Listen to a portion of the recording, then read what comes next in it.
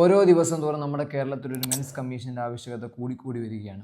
അതിൻ്റെ ഏറ്റവും വലിയ ഉദാഹരണമാണ് കഴിഞ്ഞ ദിവസം നടന്നത്. മരണപ്പെട്ട ദീപക് എന്ന് പറയുന്ന വ്യക്തിക്കും ഉണ്ടായിരുന്നു ഒരു കുടുംബം, സ്നേഹിക്കാനൊരു ഭാര്യയും കാത്തിരിക്കാനൊരു കുഞ്ഞു മകനും. പക്ഷെ അവർക്ക് നഷ്ടപ്പെട്ടൊരു വിലപ്പെട്ട ജീവനാണ്. ആ സ്ത്രീക്ക് കിട്ടിയത് ഒരുപാട് ലൈക്കുകളും കമൻറ്റുകളുമാണ്. ആ സമയത്ത് ആ ഒരു മനുഷ്യന് വേണ്ടി വാദിക്കാൻ കേരളത്തിലെ ഒരു നിയമമോ ഉണ്ടായിരുന്നില്ല. അവർക്ക് വേണ്ടി സംസാരിക്കാൻ ഒരു മെൻസ് കമ്മീഷൻ ഉണ്ടായിരുന്നു. ഈ വീഡിയോ കാണുന്ന ഒരു പുരുഷനാണെങ്കിൽ ഇത് നമ്മുടെ അവകാശത്തിന് വേണ്ടിയിട്ടുള്ള വീഡിയോ ആണ്.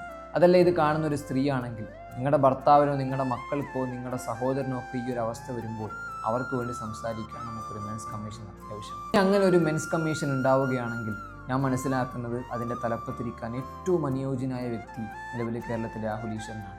അപ്പോൾ നിങ്ങൾ ചെയ്യേണ്ടത് ഇത്ര മാത്രമാണ്. ഈ വീഡിയോയുടെ കമൻറ്റ് ബോക്സിൽ മാക്സിമം രാഹുൽ ഈശ്വറിനെ മെൻഷൻ ചെയ്യുക.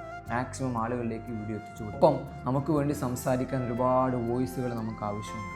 അതുകൊണ്ട് നിങ്ങൾക്ക് പറ്റുന്ന അത്രയും ഇൻഫ്ലുവൻസസിനെ കൂടി ഈ വീഡിയോയിൽ മെൻഷൻ ചെയ്യും. എല്ലാ കൊലയിലും ഉണ്ടാകും ഒരു ചീഞ്ഞ പഴം. ആ ചീഞ്ഞ പഴങ്ങളെ മാത്രം എടുത്ത് കളയാൻ വേണ്ടിയിട്ടുള്ളതാണ് നമ്മുടെ ഈ മെൻസ് കമ്മീഷൻ.